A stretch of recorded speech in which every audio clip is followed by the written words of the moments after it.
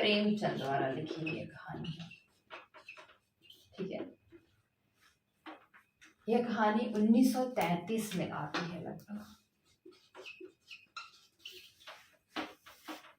एक बालक के मन के भीतर क्या चल सकता है उसको लेकर के यह कहानी लिखी है। सबसे पहले यह कहानी चांद पत्रिका में छपी थी, चांद पत्रिका में पहले छपी थी। उसके बाद यह कहानी प्रेमचंद के मानसरोवर के प्रथम खंड में संकलित हुई है। मानसरोवर के प्रथम खंड में। पात्र की बात करें तो इस पात्रों में हामिद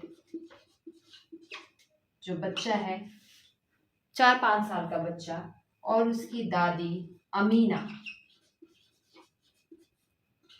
हामिद की दादी, और हामिद के ही कुछ दोस्त हैं जो कि इनको हम गौड़ पात्र में भी ले सकते हैं, जैसे कि नूरी, समी, ये इस तरह के जो उसके कुछ दोस्त हैं जिसके बाद साथ वो बाद में खेलता हुआ दिखाई पड़ता है।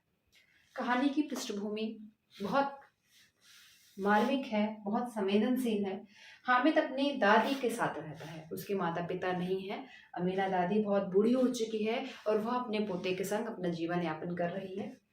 बहुत मजबूरी से, बहुत कहते सकते हैं गरीबी में इन दोनों का जीवन चल रहा है, लेकिन फिर भी अमीना कोशिश करती है कि हामिद को कभी भी किसी भी चीज़ की कमी ना हो।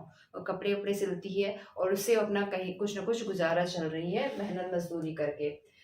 ईद का समय आता है, रमजान पूरा हो चुका है और अब ईद का समय आ चुका है, तो बच्चों में वो जो त्योहार को लेके उत्सुकता होती है ना, वही उत्सुकता हामिद के भी मन में है कि अब ईद आएगी तो हम क्या करें, नए कपड़े पहनेंगे, घूमेंगे, मेले जाएंगे, दोस्तों के संग खेलेंगे और नई नई चीजें खरीदेंगे। हामिद बहुत पहले से ही उत्साह है। अमीना यह उत्साह देखती भी है और कहीं ना कहीं उसको लगता भी है कि हाँ, उस बच्चे की खुशी में उसकी सारी खुशी है। और ईद का समय पास आता है, ईद का दिन आता है।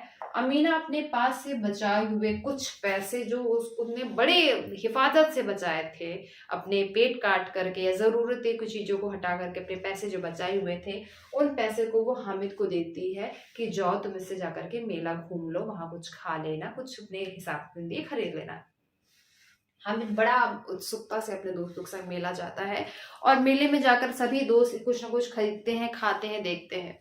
हामिद की निगाह पड़ती है एक चिमटे पर, वह दौड़ करके वह चिमटा खरीद लेता है। अब यहाँ पे जो बाल मनोविज्ञान है वो किस तरीके से कार्य करता है, ये कह सकते हैं कि हामिद अपने उम्र के बच्चों के हिसाब से उसकी सोच, उसकी संवेदना कितनी ज्यादा है, इसको अब दिखाई पड़ती है। हामिद चिमटा लेकर के जाता है, जिसका उसके साथ के जो बच्चे हैं वो मजाक भी उड़ाते हैं कि ये क्या चीज है, कि तुम क्या, ये तो कुछ खिलौना भी नहीं है, तुम्हारे उपयोग की भी चीज नहीं है, तुम जबरदस्ती इसको उठा लाए हो। लेकिन हामिद बड़ी चालाकी से उन सबसे बहस करता है और अपने खिलौने को, उस चिमटे को वो अपना खिलौना बताता हुआ, उसको श्रेष्ठ साबित करता हुआ घर पे आ जाता है। वह बड़ी उत्सुकता से वह मीना को वह चिमटा दिखाता है। उसको लगता है कि दादी जो है वो बहुत खुश होंगी, लेकिन दादी जब वो चिमटा देखती हैं तो उनको लगता है कि ये क्या उठा लाए हो, तुमने तो अपने उपयोग की कोई भी चीज नहीं ली है। इनफैक्ट वह खुश होने के बजाय गुस्सा होने लगती हैं। और हामिद ये सब जब बात देखता है तो वह दादी को बताता है कि दरअसल यह चीज जो है, चिमटा, वो उसने अपने लिए नहीं, उसने वो चिमटा दादी के लिए ली है, क्योंकि जब भी दादी सुबह खाना बनाती है या जब भी खाना बनाती है तो वो देखता है कि वो चिमटा उसके घर में नहीं है। सोचो कितना अभावग्रस्त जीवन वह जी रही थी, चिमटा नहीं है, और जब वो रोटी बनाती है तो हमेशा उसके हाथ जल जाते हैं।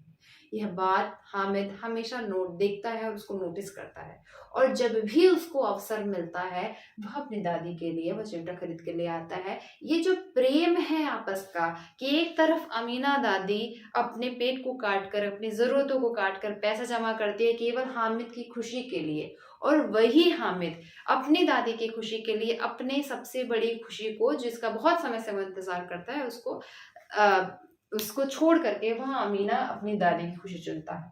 तो आपस के बीच का जो प्रेम है, जो संवेदनशीलता है, जो मार्मिकता है, वो बड़ी सुंदरता के साथ आपको इस कहानी में दिखाई पड़ता है।